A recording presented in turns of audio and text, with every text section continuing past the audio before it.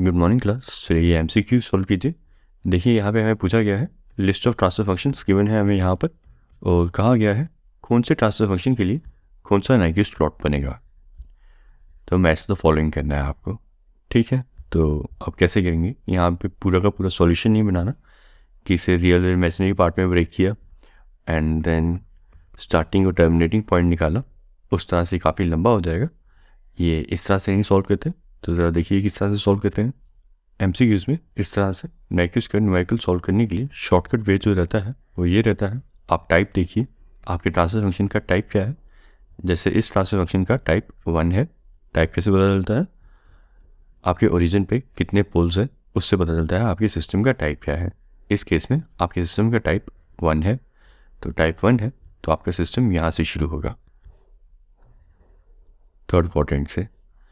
And then आपके system का order क्या है, ये देखिए इस सिस्टम का ऑर्डर 2 है। ऑर्डर कैसे पता चलता है, डिनोमिनेटर की एस की हाईएस्ट पावर क्या है वो आपकी ऑर्डर होती है। तो यहाँ पे आप ऑर्डर देख सकते हैं 2 है, और अगर ऑर्डर 2 है तो इसका मतलब ये यहाँ पे ख़त्म होगा। तो कौन सा है हमारा केस, तो इसका मतलब मैच द फॉलोइंग में ट्रांसफर फंक्शन ए के लिए हमारा जो नाइक्विस्ट प्लॉट बनेगा वो कुछ ऐसा बनेगा, क्योंकि टाइप 1 सिस्टम्स यहाँ से शुरू होते हैं थर्ड क्वाड्रेंट से, और ऑर्डर 2 के सिस्टम यहाँ पे ख़त्म होते हैं। टाइप 1 थर्ड क्वाड्रेंट से शुरू होता है और ऑर्डर 2 थर्ड क्वाड्रेंट में ख़त्म होता है। तो आपके इस ट्रांसफर फंक्शन के लिए आपका इस तरह का नाइक्विस्ट प्लॉट बन जाएगा। चलिए अब देखिए यहाँ पे इस ट्रांसफर फंक्शन के लिए आपका किस तरह का नाइक्विस्ट प्लॉट बनेगा। देखिए ये टाइप 0 है, क्योंकि यहाँ पे ओरिजिन पे कोई पोल ही नहीं है, तो ये कौन सा सिस्टम हो गया, टाइप 0। और ऑर्डर क्या है इसका 2, तो टाइप 0 है तो ये यहाँ से शुरू होगा, और ऑर्डर 2 है तो अगेन ये थर्ड कोऑर्डिनेट में यहाँ ख़त्म होगा। तो आपका ये नाइक्विस्ट प्लॉट किसके लिए बनेगा, बी इस ट्रांसफर फंक्शन के लिए। देखिए अब ये मैं कैसे कह रहा हूँ कि टाइप 0 सिस्टम होगा तो यहाँ से शुरू होगा, टाइप 1 सिस्टम होगा तो यहाँ से शुरू होगा आपका Nyquist plot. Then similarly type 2 होगा तो यहाँ से शुरू होगा, और ऑर्डर होगा तो कहाँ ख़त्म होगा, यहाँ टर्मिनेट होगा, यहाँ टर्मिनेट होगा या यहाँ टर्मिनेट होगा। इसके लिए एक प्रॉपर चार्ट रहता है। वो क्या चार्ट रहता है पहले एक बार ज़रा वो देख लीजिए। इस तरह का आपका चार्ट रहेगा। आप कोई भी ट्रांसफर फंक्शन देख के यहाँ पे बता सकते हैं कि वो कहाँ से स्टार्ट होगा और कहाँ पे टर्मिनेट होगा, अगर आप ये चार्ट मेमोराइज़ कर लें, ठीक है। इस तरह के बहुत ज़्यादा एमसीक्यूज़ आते हैं आपके किसी भी ऑब्जेक्टिव पेपर में, इंजीनियरिंग सर्विसेज के भी, और आई होप पीएसयूज़ में भी इस तरह के आपको न्यूमेरिकल देखने को मिल जाएंगे। इंजीनियरिंग सर्विसेज में तो ये काफ़ी रूटीन न्यूमेरिकल है। आपको करना क्या है, यहाँ पे अपना ट्रांसफर फंक्शन देख के पहचानना होता है नाइक्विस्ट प्लॉट कौन सा बनेगा।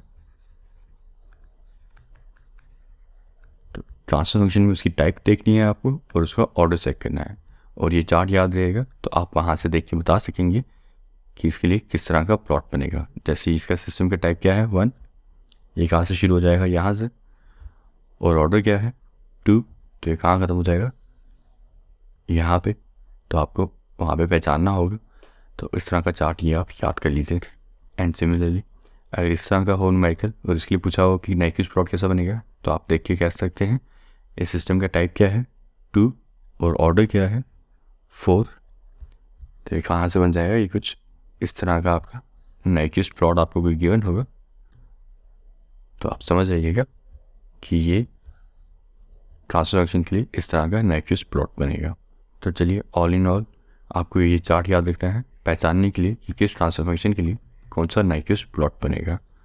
और ये चार्ट की कुछ लिमिटेशन है, अगर आपके ट्रांसफर फंक्शन में इस तरह से कोई ओपन लूप ट्रांसफर फंक्शन है राइट हैंड साइड पे, तो ये चार्ट एप्लीकेबल नहीं होता। एंड देन अगेन अगर आपके पास सिस्टम में कोई ज़ीरो अवेलेबल है तो भी ये चार्ट अप्लाई नहीं होता। उसमें क्या होगा, आपका ऑर्डर एक रिड्यूस हो जाएगा। टाइप जो है वो तो सेम ही रहेगा, लेकिन जो ऑर्डर है ऐसे 3 बनना था, अगर एक 0 होगा तो आपका ऑर्डर 2 जो जगह है वहाँ पे टर्मिनेशन होगी। तो अगर आपके इसमें राइट हैंड साइड पे ओपन लूप ट्रांसफर फंक्शन का पोल है तब तो ये चार्ट अप्लाई नहीं होगा, लेकिन अगर 0 है तो भी ये चार्ट अप्लाई नहीं होगा, अगर करना ही होगा तो आप ये कर लेना, एक ऑर्डर रिड्यूस कर लेना। जैसे सिस्टम का 3 ऑर्डर बनता है, लेकिन एक 0 होने की वजह से आप इस सिस्टम की टर्मिनेशन वहाँ करना जहाँ पे ऑर्डर 2 लिखा हो। ठीक है, तो चलिए अपना MCQ कंप्लीट करते हैं। ये चार्ट आप अपनी कॉपी पे एक साइड पे कॉपी कर लीजिए। तो चलिए अब MCQ कंप्लीट करते हैं। देखिए अब इसके लिए आपका कौन सा नेक्स्ट प्लॉट होगा, टाइप कौन सा है 1, देन अगेन ये यहाँ से शुरू होगा, और ऑर्डर कौन सा है सिस्टम का 3, तो ये कहाँ ख़त्म होगा, ऑर्डर 1 यहाँ होता है, ऑर्डर 2 यहाँ होता है, तो ये कहाँ ख़त्म होगा, आपका नेक्स्ट प्लॉट इस ट्रांसफर फंक्शन के लिए यहाँ पे। तो ये आ गया आपका C transfer function for this next plot. तो ये तो वैसे अब फाइनल D ही होगा। तो अगर फिर भी कंफर्म करना हो तो देखिए यहाँ पे टाइप कौन सा है 2, टाइप 0 यहाँ से शुरू होते हैं, टाइप 1 यहाँ से शुरू होते हैं, टाइप 2 यहाँ से शुरू होते हैं, तो बराबर यहीं से शुरू हो रहा है। और ऑर्डर 4 कहाँ ख़त्म होना चाहिए था, ऑर्डर 1 यहाँ, 2 यहाँ, 3 यहाँ, एंड देन ऑर्डर 4 यहाँ ख़त्म होते हैं। तो एग्जैक्टली इसी तरह का हमारा नेक्स्ट प्लॉट है ये। तो ये हो जाएगा आपका मैच द लिस्ट। काफ़ी कॉमन न्यूमेरिकल रहता है ये इंजीनियरिंग फिजिक्स में, आपको नीचे एक वो चार्ट याद रखना है बस। चलिए अब नेक्स्ट न्यूमेरिकल सॉल्व करते हैं। यहाँ पे आ जाइए। देखिए यहाँ पे हमसे क्या पूछा गया है कि ये नेक्स्ट प्लॉट बनाकर दिया हुआ है इस ट्रांसफर फंक्शन के लिए, ओपन लूप ट्रांसफर फंक्शन है, इस ओपन लूप ट्रांसफर फंक्शन के लिए ये नेक्स्ट प्लॉट हमें बनाकर दिया गया हुआ है, और लिखा हुआ है इस ओपन लूप ट्रांसफर फंक्शन का कोई भी पोल या 0 राइट हैंड साइड पे नहीं लाई कर रहा एस प्लेन के, और ये चीज़ें हमें गिवन है। और अब हमसे जो आगे कहा गया है ये कि -1 + j0 मान लेते हैं यहाँ पे लाई कर रहा है रीजन 1 के अंदर। तो बताइए आपका सिस्टम स्टेबल है या अनस्टेबल है। और सिमिलरली हम चार्ट कुछ इस तरह से बनाएं कि -1 + j0 यहाँ पे शिफ्ट हो जाए, तो बताइए हमारा सिस्टम स्टेबल रहेगा या अनस्टेबल हो जाएगा। तो ये इस तरह से हमसे क्वेश्चन पूछा गया है कि रीजन 1 में अगर हमारा -1 + j0 आए तो सिस्टम स्टेबल होगा या नहीं, अगर रीजन 2 में आए तो सिस्टम स्टेबल होगा कि नहीं। तो इस चीज़ के बारे में हमसे पूछा गया है। तो चलिए निकाल के देखते हैं। देखिए नेक्स्ट प्लॉट के कन्वेंशनल क्वेश्चन ही मुश्किल रहते हैं, अगर रहते हैं मुश्किल तो अगर कंसिडरेशन करनी है कि कुछ स्टफ है नेक्स्ट प्लॉट में, तो वो उसके कन्वेंशनल पार्ट को कर सकते हैं क्योंकि वो लेंथी है तो काफ़ी इजी सीक्वेंशियल स्टेप्स हैं, कुछ भी अलग नहीं है। तो वो सीक्वेंस ही आपको याद रखना है स्टेप्स का, जो आपको फॉलो करने हैं न्यूमेरिकल सॉल्यूशन बनाते हुए। तो आपका नेक्स्ट प्लॉट हमेशा मिल जाएगा, आपका नेक्स्ट स्टेबिलिटी क्राइटेरिया का पूरा न्यूमेरिकल भी सॉल्व हो जाएगा। ऑब्जेक्टिव काफ़ी ईजी रहते हैं, बस देखते ही पता चल जाता है कि कैसे करना है। ठीक है, ऊपर तो आपको वो चार्ट याद रहना चाहिए टाइप और ऑर्डर का, तो उस टाइप का जब भी न्यूमेरिकल आएगा आप हमेशा सॉल्व कर लेंगे। और यहाँ पे देखिए कितना आसान है। सपोज कर लेते हैं -1 + j0 यहाँ लाई कर रहा है, और नेक्स्ट स्टेबिलिटी क्राइटेरिया क्या कहता है, n = p - z, z की वैल्यू क्या चाहिए हमें 0 फॉर स्टेबल सिस्टम। तो यहाँ स्टेबिलिटी ही पूछी गई हुई है। तो देखिए रीजन 1 और रीजन 2 के लिए आपकी z की क्या वैल्यू बनती है। p की वैल्यू तो हमें गिवन ही है 0 फॉर बोथ केसेस, यहाँ सब्स्टिट्यूट कर दीजिए n = 0 - z, n = -z। अब अगर आपका -1 + j0 रीजन 1 के अंदर आ रहा है तो एनसेटलमेंट देखिए कितनी है उसके लिए, एक एनसेटलमेंट है क्लॉकवाइज ये वाली, और ये वाली एनसेटलमेंट है एंटी क्लॉकवाइज। तो इन टोटल कितनी एनसेटलमेंट्स होगी 0। तो यहाँ पे n की वैल्यू आ जाएगी 0, और सिमिलरली z भी आ जाएगा आपका 0। तो इसका मतलब अगर -1 + j0 आपका नेक्स्ट प्लॉट कुछ इस तरह से ड्रॉन है कि रीजन 1 के अंदर आता है, तो आपका सिस्टम क्या होगा, स्टेबल। अब चेक कर लेते हैं रीजन 2 के अंदर अगर आपका -1 + j0 आए तो आपका सिस्टम क्या होगा। रीजन 1 के लिए आपका सिस्टम क्या होगा, स्टेबल। अब रीजन 2 में अगर आपका -1 + j0 आए तो देखिए क्या बनेगा आपका system, n = p - z, p is given to be 0, n is equal to -z। और यहाँ पे इंसेटलमेंट्स देखिए 2 इंसेटलमेंट्स है, वो दोनों क्लॉकवाइज है। क्लॉकवाइज इंसेटलमेंट्स को क्या साइन देते हैं, माइनस का, तो यहाँ n की वैल्यू आ जाएगी -2, और सिमिलरली z की वैल्यू आ जाएगी 2, विच शोज कि आपका सिस्टम क्या है, unstable with 2 poles on the right hand side of the s plane. तो रीजन 2 के लिए आपका सिस्टम क्या आ जाएगा, अनस्टेबल। तो देखिए यहाँ कहा गया है रीजन 1 से अगर हम शिफ्ट कर दें रीजन 2 पे हमारा -1 + j0 का पॉइंट, तो हमारा सिस्टम क्या हो जाएगा, stable to unstable, unstable to unstable, stable to unstable, ये चूज़ करना है। तो हम कौन सा चूज़ करेंगे, डी। हमारा सिस्टम रीजन 1 में स्टेबल, और जब रीजन 2 में ले जाएंगे -1 + j0 को तो सिस्टम क्या हो जाएगा, unstable. Therefore option D is और आंसर। तो चलिए अब नेक्स्ट न्यूमेरिकल देखिए यहाँ हमें कहा गया है consider the following Nyquist plot of different control system. तो चलिए कंसीडर करते हैं। और उसके अलावा हमें यहाँ पूछा गया है which of this plots represent a stable system, 1 alone, 2, 3 and 4, 1, 3 and 4 और 1, 2 and 4। तो देखिए क्या करेंगे, हम यहाँ पे हमारे चारों प्लॉट्स को चेक करेंगे और देखेंगे कि इनमें से कौन सा प्लॉट स्टेबल है। तो देखिए कैसे करेंगे, देखिए यहाँ पे हमें नाइक्विस्ट कंटूर के C1 सेक्शन के लिए प्लॉट ड्रॉ करके दिया हुआ है, नाइक्विस्ट प्लॉट, और कहा गया है स्टेबिलिटी बताइए कि कौन सा प्लॉट यहाँ स्टेबल है। तो हम क्या करेंगे, C2 के लिए, C3 के लिए और C4 के लिए खुद से ही प्लॉट ड्रॉ कर लेंगे, कंप्लीट कर लेंगे और चेक कर लेंगे बाद में ये सिस्टम स्टेबल है कि नहीं। तो देखिए इसे कैसे कंप्लीट करेंगे, C2 के लिए क्या आएगा, डॉट। हम हमेशा इस तरह के केस में मानते हुए चलेंगे हमारा यहाँ पे ट्रांसफर फंक्शन का degree of denominator is greater than degree of numerator है। तो हमें पता है इस केस में C2 के लिए क्या बनता है, एक डॉट ऑन ओरिजिन, तो C2 सेक्शन के लिए डॉट आ जाएगा। एंड देन सिमिलरली C3 के लिए हमेशा ही हर एक केस में मिरर इमेज आएगी, तो वो इस तरह से आ जाएगा। अब बात आती है C4 की कि C4 के लिए क्या आएगा, सर्कल तो आएगा बड़ा सा, अब वो यहाँ से आएगा इस तरह से गोल घूमता हुआ या यहाँ से आएगा, तो अब वो कैसे बताएंगे।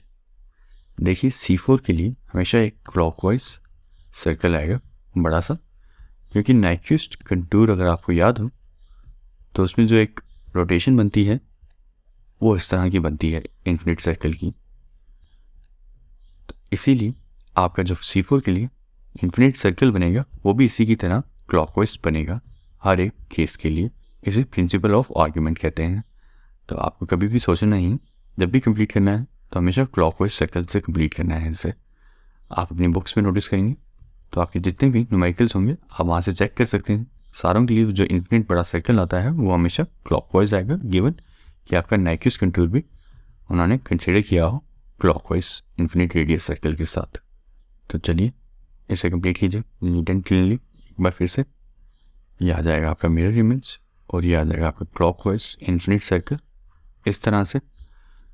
और अब देखिए रोटेशन अराउंड -1 + j0 कोई भी नहीं है, n = 0 है इस केस में, और n = p - z में p कुछ गिवन तो है नहीं, हमें किसी भी वैल्यू है कि नहीं, तो हम 0 मानते हुए चलेंगे और n भी 0 है। सो और system is stable as z = 0 indicates. तो इसका मतलब हमारा सिस्टम 1 स्टेबल है। So 1 is stable. चलिए इसी तरह से 2, 3 और 4 के लिए भी बनाइए। देखिए इसके लिए नाइक्विस्ट प्लॉट किस तरह से कंप्लीट होगा, C2 के लिए बन जाएगा डॉट इस तरह से, और C3 के लिए बन जाएगा मिरर इमेज कुछ इस तरह से। और अब आपका इन्फिनिट सर्कल क्लॉकवाइज कैसे बनेगा, यहाँ पे ये ओमेगा की वैल्यूज़ के लिए इस तरह से जा रहा है, एंड देन क्लॉकवाइज फाइनली ये इस तरह से कंप्लीट हो जाएगा आपका नाइक्विस्ट प्लॉट का सर्कल। ठीक है, तो अब यहाँ पे देखिए -1 + j0 के लिए एनसर्कलमेंट आई है। एनसर्कलमेंट किस तरह से है, एंटी क्लॉकवाइज। तो यहाँ से क्या पता चलता है, आपका n = 1 है और एंटी क्लॉकवाइज रोटेशन आएगी तो +1 आएगा। तो अब n = p - z में n की वैल्यू 1 डालिए, p की वैल्यू 0 डालिए और ये आ जाएगा आपका z की वैल्यू यहाँ से -1। अब आपने ये -1 का केस कभी नहीं देखा होगा। ये -1 क्या होता है ज़रा समझिए। -1 यहाँ पे बताता है अगर तो यहाँ +1 आता z का आंसर, तो इसका मतलब क्लोज लूप ट्रांसफर फंक्शन का एक पोल राइट हैंड साइड पे लाई कर रहा है बट ये सेट की वैल्यू -1 आई है, तो इसका मतलब क्लोज लूप ट्रांसफर फंक्शन का एक ज़ीरो राइट हैंड साइड पे लाई कर रहा है। तो ज़ीरोस हमारे सिस्टम की स्टेबिलिटी नहीं बताते, हमारे सिस्टम की स्टेबिलिटी जज की जाती है on the basis of close loop transfer function poles, कि पोल्स राइट हैंड साइड पे हैं कि नहीं, वो चेक करके हम बताते हैं कि हमारा सिस्टम स्टेबल है कि अनस्टेबल। तो z इक्वल टू -1 यहाँ बताता है कि हमारे क्लोज लूप ट्रांसफर फंक्शन का एक ज़ीरो राइट हैंड साइड पे है, तो उससे हमें फ़र्क नहीं पड़ता, हमारी सिस्टम की स्टेबिलिटी को फ़र्क नहीं पड़ता। तो इसका मतलब हमारा सिस्टम 2 भी एक स्टेबल सिस्टम है। तो चलिए, आपका सिस्टम 2 भी स्टेबल आ गया है और 1 भी आपका स्टेबल था। अब 3 और 4 के लिए स्टेबिलिटी टेस्ट करते हैं। तो देखिए, इसके लिए नेगेटिव प्लॉट कंप्लीट कीजिए। C2 के लिए आ जाएगा डॉट, C3 के लिए आ जाएगा मिरर इमेज इस तरह से, एंड देन यहाँ से क्या आ जाएगी क्लॉकवाइज रोटेशन। तो देखिए यहाँ पे एनसेटलमेंट हो रही है आपके -1 की कितनी बार, एक बार इस तरह से क्लॉकवाइज और सेकंड टाइम भी क्लॉकवाइज, तो कितनी रोटेशन होगी 2, और क्लॉकवाइज है तो -2, n equal to p minus z में सब्सिट्यूट कीजिए वैल्यूज़। तो यहाँ पे आपको z की वैल्यू मिल जाएगी 2, आपका ये सिस्टम क्या हो जाएगा अनस्टेबल। तो आपका सिस्टम 3 अनस्टेबल है। तो चलिए सिमिलरली इसके लिए चेक कर लीजिए। फोर्थ सिस्टम के लिए यहाँ पे ये आ जाएगा आपका dot for section C2, C3 आ जाएगा आपका मिरर इमेज इस तरह से, एंड देन ये आ जाएगी आपकी क्लॉकवाइज रोटेशन इस तरह से। तो अब देखिए आपकी -1 प्लस J0 की यहाँ पे कितनी रोटेशंस हैं, एक रोटेशन है इनर साइड पे देखें तो एंटी क्लॉकवाइज और आउटर साइड पे क्लॉकवाइज, तो टोटल रोटेशंस कितनी होगी, नेट रोटेशंस 0।